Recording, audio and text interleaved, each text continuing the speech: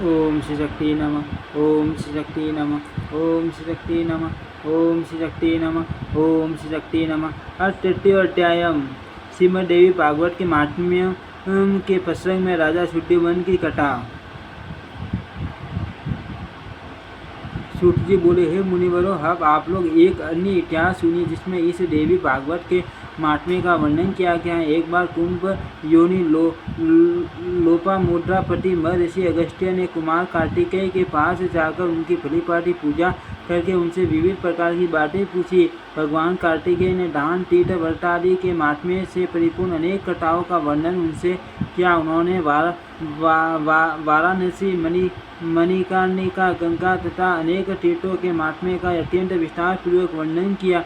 उसे सुनकर अगस्त्य मुनि परम प्रसन्न हुए और उन्होंने माँ तेज संपन्न कुमार कार्तिकेय से लोक कल्याण के लिए पुण्य पूछा। अगस्त्य जी बोले, हे तारक रिपु, हे भगवान, हे प्रभु, आप मुझे देवी भागवत के महात्म्य तथा उसके श्रवण की विधि भी बताइए।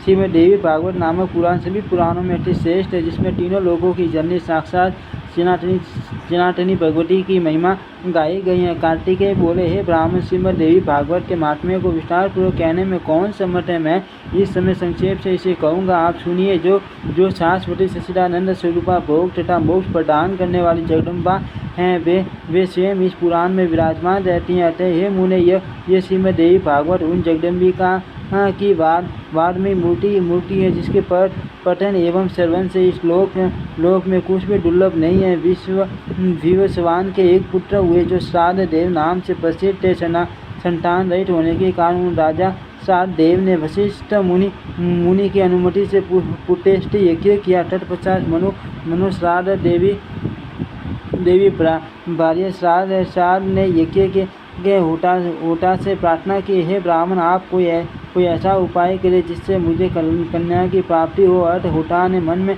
कन्या प्राप्ति का संकल्प करते हुए आहुति डाली और उसके विपरीत भाव के फलस्वरूप एक कन्या उत्पन्न हुई, जिसका नाम ईला रखा गया। इसके बाद पुत्री को देखकर उदास मन वाले राजा श्राद्ध देव ने गुरु वशिष्ठ से कहा, हे प्रभु, पुत्र प्राप्ति के आपके संकल्प के विपरीत ये कन्या कैसे उत्पन्न हो गई?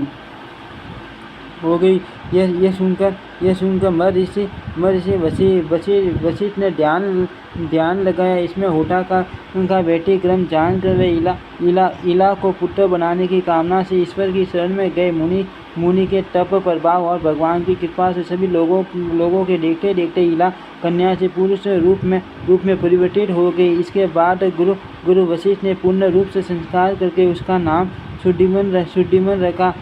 वे मनुपुत्र शुद्धिमन सभी नदियों के निदान भूत सागर की बाटी सभी विद्याओं के निदान हो गए। कुछ समय बीतने पर शुद्धिमन युवा हुए और एक दिन सिंधु देशीय घोड़े पर चढ़कर वे आखेट के लिए वन में गए। अपने ससुरों के साथ वे कुमार शुद्धिमन एक वन से दूसरे वन में जाते हुए भटकते रहे और फिर संयोग से वे हिमालय की तलहटी के उस वन में पहुंच गए, जहाँ किसी समय देवादी देव भगवान शंकर अपनी भार्या अपर्णा के साथ आनंदपूर्ण मुद्रा में रमन कर रहे थे। उसी समय भगवान शंकर के दर्शन की अभिलाषा से मुनिगण वहाँ आ गए और उन्हें देखकर पार्वती जी लज्जित हो गई। तब शिव एवं पार्वती को रमन करते देख उत्तम वन धारण करने वाली वे मुनिगण वहाँ से लौटकर वैकुंठ धाम की ओर चल दिए। तदनंतर अपनी प्रियतमा को प्रसन्न करने के लिए भगवान ने उस अन्य को साफ दे दिया कि आज से जो भी पुरुष यहाँ प्रवेश करेगा वह स्त्री हो जाएगा। तभी से पुरुषों ने उस वन में जाना त्याग दिया था और संयोगवश वहाँ पहुँचते ही शुद्धिमन एक लावण्यमयी स्त्री के रूप में परिवर्तित हो गए। अपने सभी अनुसरों को पुरुष से स्त्री तथा घोड़ियों में रूपांतरित हुआ देखकर शुद्धिमन आश्चर्यचकित हो गए। तब वह रूपवती तरुणी वन में विचरण करने लगी। एक बार वह बुद्ध के आश्रम के समीप पहुंची। स्थूल तथा उन्नत स्तनों वाली बिंब फल के समान लाल होठों वाली कुंद फूल के समान श्वेत दांतों वाली सुंदर मुख तथा कमल के समान नयनों वाली उस सर्वांग सुंदरी तरुणी को देखकर कामदेव के बाणों से बीनते हुए अंगों वाले भगवान बुद्ध उस पर मोहित हो गए। वह सुंदर भाव वाली युवती भी चंद्रपुत्र कुमार बुद्ध पर आसक्त हो गई और बुद्ध के साथ रमन करते हुए उनके आश्रम में रहने लगी।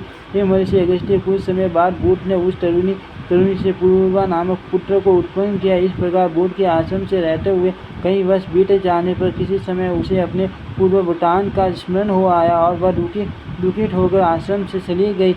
इसके बाद गुरु वशिष्ठ के आश्रम में पहुंचकर उन्हें प्रणाम किया और सारा वृत्तांत कहकर पुरुष तत्व की कामना करते हुए वह उनके शरणागत हो गई। इस प्रकार सभी बातों को जानकर वशिष्ठ जी कैलाश पर्वत पर जाकर विधि विधान से भगवान शंकर की पूजा करके परम भक्ति से उनकी स्तुति करने लगे। वशिष्ठ जी बोले, शिव शंकर कर्पणी गिरिजा के अर्धराग एवं चंद्रमौली को बार बार नमस्कार है। मुंड सुखदाता कैलाश वासी नीलकंठ भक्तों को भोग तथा मोक्ष प्रदान करने वाले आपको नमस्कार है।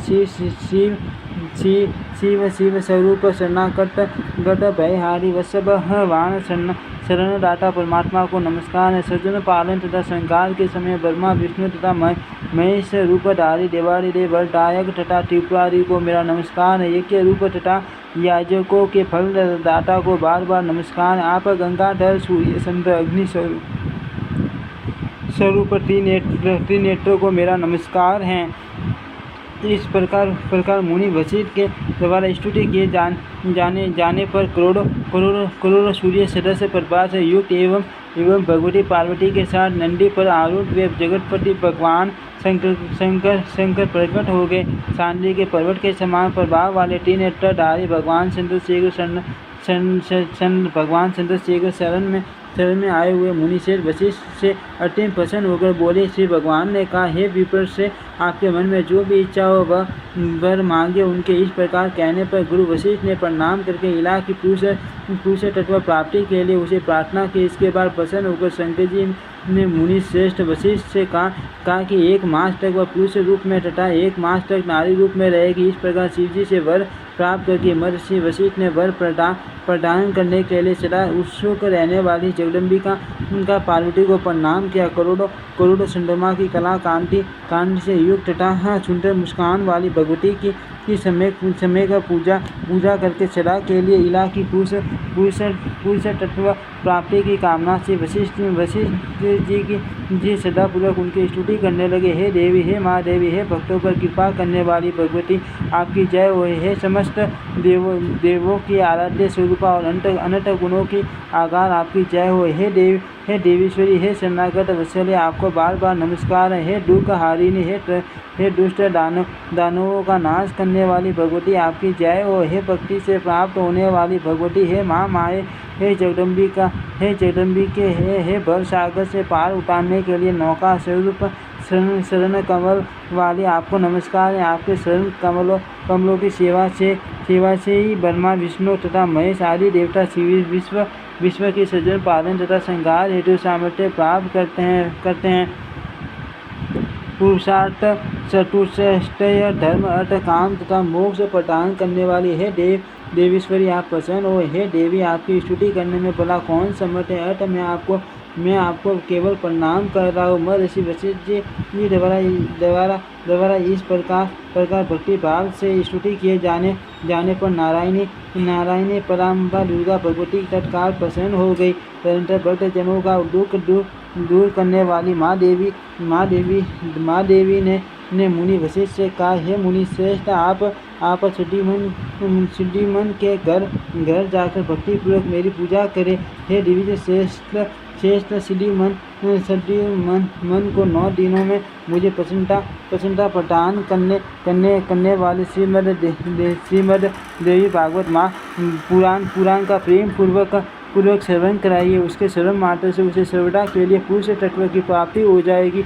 ऐसा कहकर भगवती पार्वती तथा भगवान शंकर ध्यान हो गए। इसके पश्चात वशिष्ठ जी उस दिशा को नमस्कार कर अपने आश्रम को लौट आए और सुदीमन को बुलाकर उन्होंने देवी की आराधना करने के लिए उन्हें आदेश दिया।